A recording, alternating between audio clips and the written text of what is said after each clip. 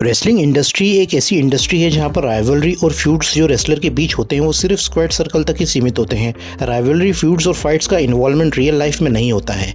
जो फाइट्स हमें रेसलिंग के रिंग में देखने को मिलती है वो स्क्रिप्टेड होती है और पूरा शेड्यूल जो फॉलो किया जाता है वो सिर्फ क्राउड को एंटरटेन करने के लिए किया जाता है। लेकिन WWE की हिस्ट्री में एक ऐसा फ्यूड भी हुआ था जो रेसलर्स की रियल लाइफ को भी रेसलिंग की रिंग में लेके आ गया था और उस फ्यूड में दो लोग इन्वॉल्व हुए थे जो WWE के महान रेसलर्स में से एक रहे थे। मैं बात कर रहा हूँ Shawn Michaels versus Bret the Hitman Hart की कि WWE के दो ऐसे शख्स जिसने जनरेशंस को इंस्पायर किया है और WWE को वे उस मुकाम तक लेकर गए जिसे आज के समय आप इमेजिन भी नहीं कर सकते, जिसने WWE को वर्ल्ड वाइड स्टैब्लिश किया था।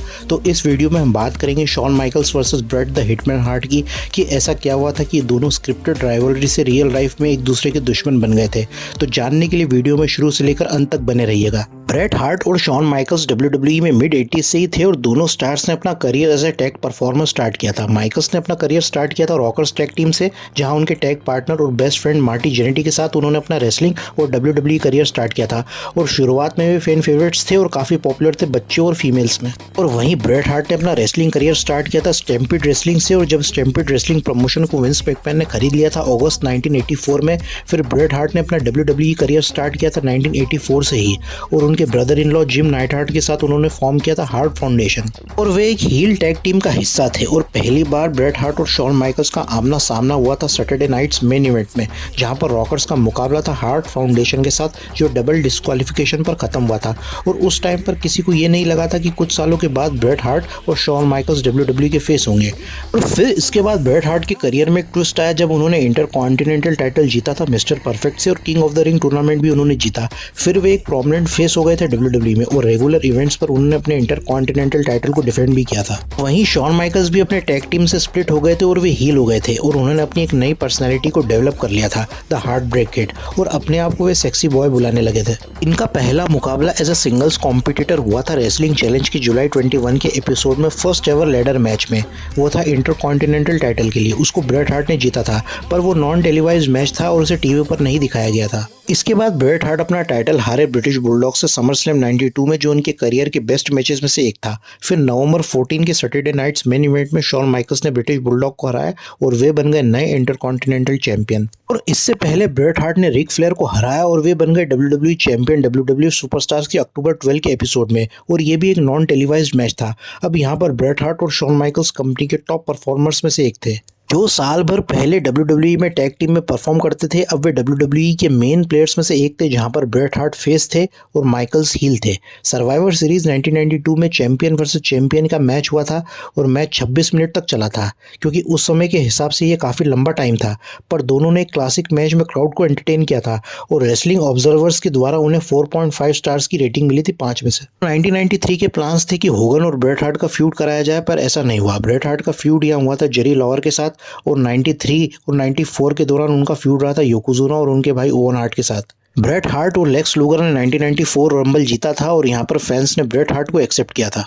और वहीं माइकल्स 93 के साल में मार्टी जेनेटी के साथ फ्यूड में दिखे थे और उनके नए बॉडीगार्ड डीजल ने WWE में डेब्यू कर लिया था। फिर उन्हें सस्पेंड कर दिया गया था क्योंकि वे स्टेरॉइड यूज करने के लिए पॉजिटिव पाए गए थे।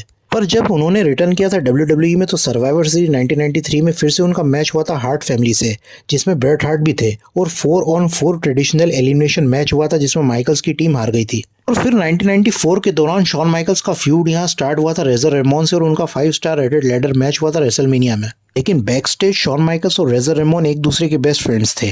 95 के दौरान एक बैक स्टेज ग्रुप हुआ करता था जिसका नाम था द क्लिक। उसके मेंबर्स थे Triple H, Diesel, Razor Ramon, 1-2-3 के एक्स पाक और शॉन माइकल्स। ब्रेट हार्ट और शॉन माइकल्स तब तक एक दूसरे के दुश्मन नहीं थे। तब वे सारे स्क्रिप्टेड प्रोटोकॉल्स को फॉलो करते थे, पर वे एक दूसरे के दोस्त भी नहीं थे। हाँ, पर वे बैक स्टेज आपस में उनके मैचेस को लेकर डिस्कशन करते दिखते थे। यहाँ पर न्यू जनरेशन एरा स्टार्ट हो गया था। हाँ, कंपनी माइकल्स को पुश कर रही थी और ब्रेट हार्ट को भी सेम पुश मिल रहा था और यहाँ से अब कंपनी गिफ्टेड एथलीट्स को चांस दे रही थी जो रिंग में बेटर परफॉर्म कर सकें। Hulk Hogan, Randy Savage, Ultimate Warrior, Ric Flair जैसे स्टार्स WCW जा चुके थे और यहाँ कंपनी सिर्फ Michaels, Bret Hart, Owen Hart, Undertaker, Lex Luger, Diesel, Razor Ramon, Yokozuna, British Bulldog इन पर ही रिलायबल थी।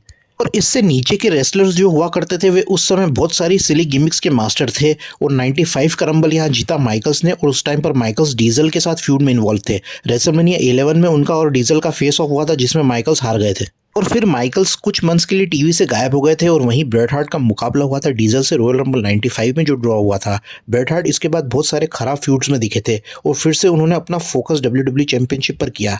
फिर ब्रेट हार्ट ने सर्वाइवर सीरीज में डीजल को नो डिस्क्वालिफिकेशन मैच में हराया था। यहाँ पर डीजल ब्रेट हार्ट अंडरटेकर की राइवलरी हो गई थी। रॉयल रंबल 96 में टेकर और ब्रेट हार्ट के मैच में डीजल ने इंटरफेयर किया था और वहीं माइकल्स ने रिटर्न किया था और अब वे फैन फेवरेट बनकर आए थे और उन्होंने 96 का रंबल जीता और डब्ल्यूडब्ल्यूई चैंपियनशिप की अपॉर्चुनिटी उन्हें वापस मिली, वो भी उस समय के डब्ल्यूडब्ल्यूई चैंपियन ब्रेट हार्ट के अगेंस्ट। 1995 का साल डब्ल्यूडब्ल्यूई का सबसे लोएस्ट रेवेन्यू जनरेट करने वाला साल था और कंपनी को लगा यहाँ पर डीजल जैसे रेसलर को पुश करना घाटे का सौदा हो सकता है, तो यहाँ पर फिर से माइकल्स और ब्रेट हार्ट को ही पुश किया गया था और खबरें ऐसी थी कि डब्ल्यूडब्ल्यूई यहाँ माइकल्स को हेवीली पुश करेगा और ब्रेट हार्ट डिसीजन से एग्री थे पर खुश नहीं थे और ब्रेट हार्ट यहाँ कुछ टाइम रेसलिंग से दूर एक्टिंग में भी अपना लक ट्राई करने वाले थे और स्टोरी लाइन के चलते राउडी पाइपर डब्ल्यूडब्ल्यूई के प्रेसिडेंट थे और माइकल्स और हार्ट का मैच वे बुक करते हैं रेसलमेनिया के मेन इवेंट में जो होगा 60 मिनट्स का। रेसलिंग में इससे पहले भी 1 घंटे के मैच हो चुके थे पर यहाँ स्पेकुलेशन थी आयरन मैन मैच की और ये आइडिया पैट पैटरसन का था कि व्यूअर 60 मिनट तक बोर नहीं होंगे। माइकल्स और ब्रेट हार्ट के पास वो काबिलियत थे कि वे क्राउड को निराश नहीं करेंगे। रेसलमेनिया 12 का वेन्यू था कैलिफोर्निया में जहाँ पे अटेंडेंस थी 18,000 की और रिस्क यहाँ ये था कि क्राउड इतने लंबे मैचेस के लिए तैयार होगा कि नहीं,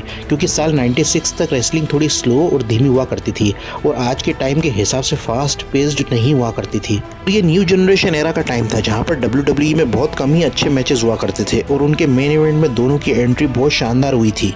तो यहाँ सवाल ये था कि क्राउड 60 मिनट्स यानी 1 घंटे के मैच को बोर हुए बिना देख सकता है कि नहीं, और दोनों परफॉर्मर्स ने मैच को स्लो स्टार्ट किया था और रेस्ट होल्ड्स एक दूसरे के ऊपर अप्लाई करे थे।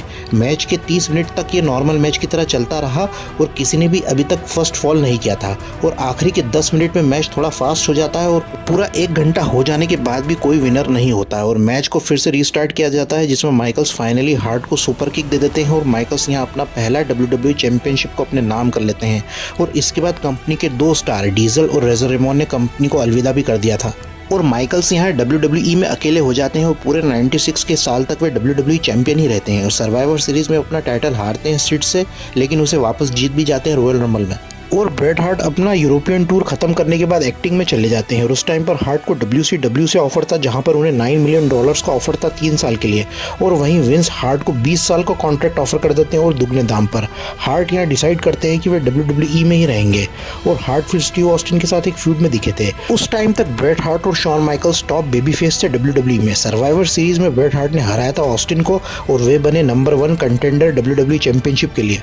In your house 12 it's time में ब्रेट हार्ट और सिड का मैच था WWE चैंपियनशिप के लिए और यहाँ पर रिंग साइड माइकल्स प्रेजेंट होते हैं। यहाँ पर माइकल्स कमेंट्री पे हार्ट को क्रिटिसाइज करने लग जाते हैं कि वे अपनी प्राइम को क्रॉस कर चुके हैं और बेटर होता कि वे टीवी पर ही होते। और यहाँ माइकल्स कंटिन्यूसली हार्ट को उनकी रेसलिंग स्टाइल के लिए क्रिटिसाइज करते ही जा रहे थे, पर मैच कंटिन्यू होता है। फिर ऑस्टिन यहाँ इंटरफेयर कर देते हैं और उन्हें रोकने के लिए बुलडॉग और ओवन हार्ट आ जाते हैं और मैच कंटिन्यू होता है।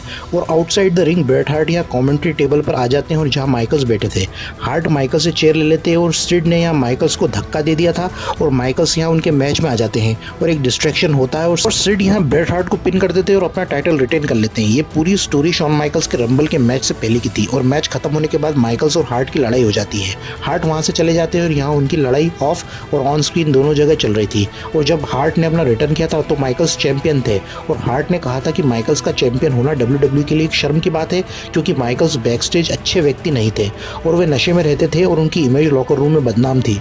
शॉन माइकल्स भले ही सुपर फैन फेवरेट रहे हों पर बैक स्टेज दूसरे रेसलर्स ने माइकल्स के खिलाफ पॉलिटिक्स खेलने का आरोप लगाया था जिसमें माइकल्स नए और टैलेंटेड रेसलर्स के अगेंस्ट उन्होंने हारने से मना कर दिया था, जैसे वेडर और आहमेद जॉनसन ने भी शॉन माइकल्स पर आरोप लगाया था कि उन्होंने ही उन्हें आगे बढ़ने से रोका था और वेडर जैसे रेसलर्स को भी माइकल्स ने परेशान किया था। और जब क्लिक के सारे मेंबर्स एक्टिव थे WWE में तो वे बुली करते थे दूसरे रेसलर्स को। और 96 के सर्वाइवर सीरीज के बाद ड्वेन जॉनसन द रॉक भी WWE में आ गए थे और द रॉक ने भी माइकल्स और ट्रिपल एच पर आरोप लगाया था बैक स्टेज बुलिंग का और माइकल्स का अफेयर भी था WWE सनी के साथ। उसके बारे में खुद माइकल्स ने कहा था अपने एक इंटरव्यू में और माइकल्स ने अय्याशी की सारी हदों को पार कर दिया था। पर यहाँ पर WWE ने दोनों के पर्सनल हेट्रेड को भी स्टोरी लाइन में तब्दील कर दिया था जहाँ पर वे अपने प्रोमोज में एक दूसरे को बेइज्जत करते हैं और यहाँ ये समझ नहीं आ रहा था कि ये असल में एक दूसरे को अटैक कर रहे हैं और या ये सब स्क्रिप्टेड है या नहीं। और ये WWE की तरफ से फैंटास्टिक बुकिंग थी दोनों को ऑफ एंड ऑन स्क्रीन भड़काने की और व्यूअरशिप से पैसे कमाने की, क्योंकि WCW में रेटिंग्स में आगे चल रहा था और यहाँ WWE अपना बेस्ट ट्राई कर रहा था वॉर में टिकने के लिए। रॉयल रंबल 97 से और 97 के मिड तक ब्रेट हार्ट हमें फ्यूड में दिखे थे स्टीव ऑस्टिन के साथ। रेसलमेनिया 13 के बाद वे हील हो गए थे और उस टाइम पर एटीट्यूड एरा शुरू हो गया था और हार्ट एटीट्यूड एरा में अपने आप को मिसफिट समझ रहे थे और उन्हें अमेरिकन फैंस के द्वारा हेट्रेड मिलने लगा था, पर अमेरिका के बाहर वे फैन फेवरेट थे। उसी टाइम पर जब माइकल्स ने अपना टाइटल जीता था रॉयल रंबल में, उसके बाद माइकल्स ने अपने WWE टाइटल को वेकेट कर दिया था और कहा था कि वे नी इंजरी से सफ़र कर रहे थे और अपना रिटायरमेंट वे अनाउंस कर देते हैं। लेकिन इसके 4 हफ्तों के बाद वे वापस आ जाते हैं और स्टीव ऑस्टिन के साथ टीम बनाते हैं। और ब्रेट हार्ट ने अब फिर से माइकल्स को टारगेट किया था कि शॉन अपनी इंजरी को फेक बता रहा है और वे मुझे रेसलमेनिया 13 में फेस नहीं करना चाहता। कि उस टाइम पर WWE का क्रिएटिव डिसीजन ये था कि हार्ट और माइकल्स का फिर से रेसलमेनिया में रीमैच हो, लेकिन माइकल्स ने अपने टाइटल विकेट करने से फिर से सिड को चैंपियन बनाया गया था और अंडरटेकर ने उन्हें हराया था रेसलमेनिया 13 में। फिर अंडरटेकर ने अपने पास WWE चैंपियनशिप रखी थी 133 दिनों तक। तो दोस्तों यहाँ पर हम Bret Hart versus Shawn Michaels के फ्यूड का फर्स्ट एपिसोड एंड करते हैं और अगले एपिसोड में हम बात करेंगे उनके रियल बैक स्टेज फाइट की कि क्या माइकल सच में अपने WWE की रिलीज़ की मांग करते हैं विंस मैकमैन से, और क्या सच में हार्ट ने माइकल्स को बहुत बुरी तरह पीटा था, और क्या था असली सच पूरे मॉन्ट्रियल स्क्रू जॉब का, और क्या विंस अपने किए हुए वादे से मुकर गए थे, और क्या विंस ने जान करके हार्ट को किया था WWE से आउट। जानने के लिए एपिसोड 2 तक का वेट करिएगा। तब तक स्टे अपडेटेड रहिएगा wrestling stories and facts channel में।